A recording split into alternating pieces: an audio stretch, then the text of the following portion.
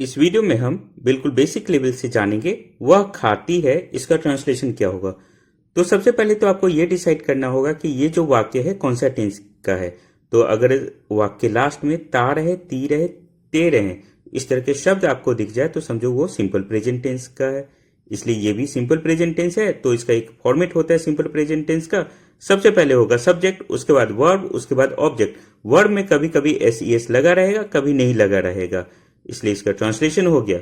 वह का इंग्लिश होगा यहां पर, क्योंकि खाती है तो वह का इंग्लिश हो गया शी, और खाना का इंग्लिश होता है ईट, और सी के साथ हम लोग वर्ब में एस ऐड करेंगे, ही शी ईट्स, इसका ट्रांसलेशन हो गया।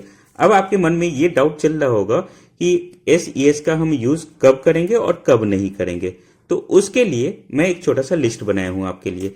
ये रहा लिस्ट, आप ध्यान से देखो।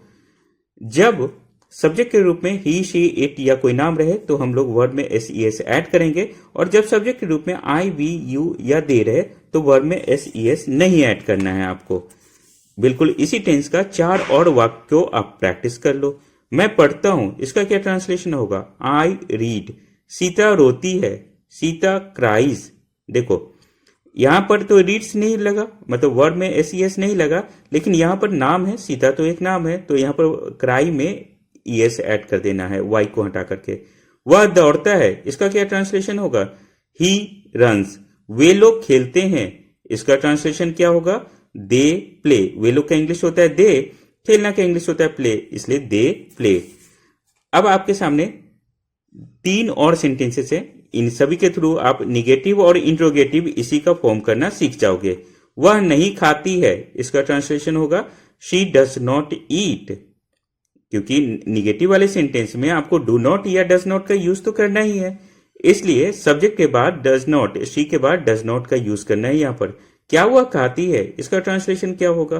तो यहां पर हेल्पिंग वर्ब जो है लेफ्ट साइड में चला गया, डज शी ईट, क्या वह खाती है। अब एक छोटा सा टेस्ट है आपके लिए। वह गाता है, इसका ट्रांसलेशन क्या होगा?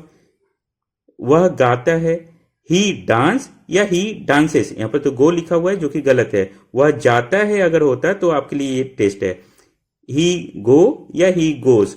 दोनों में से कौन सा करेक्ट है आपको बताना है कमेंट सेक्शन में। चैनल पे नए हो तो सब्सक्राइब कर लो, वीडियो को भी लाइक कर लो, क्योंकि इस चैनल पे आपको ट्रांसलेशन और स्पोकन इंग्लिश के सभी वीडियोस मिल जाएंगे। All the best.